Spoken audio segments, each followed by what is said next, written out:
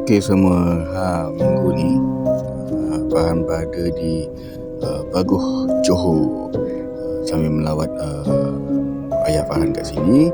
Farhan singgahlah sekali dekat Bukit Kepong. So pergilah singgah dekat galeri Bukit Kepong.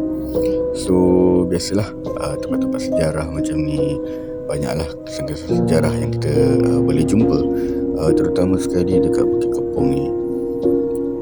Jadi yang sukakan sejarah tanah Melayu boleh datang ke sini. So banyak peninggalan, ada peninggalan senjata api, peninggalan komunis. Tu nampak senapang komunis dah guna tu. Lepas tu nampak bendera komunis pada lagi apa nak jadilah. Kemudian banyaklah kesan-kesan, ada juga kesan kayu terbakar bekas daripada bekas balai yang dibakar dulu tu.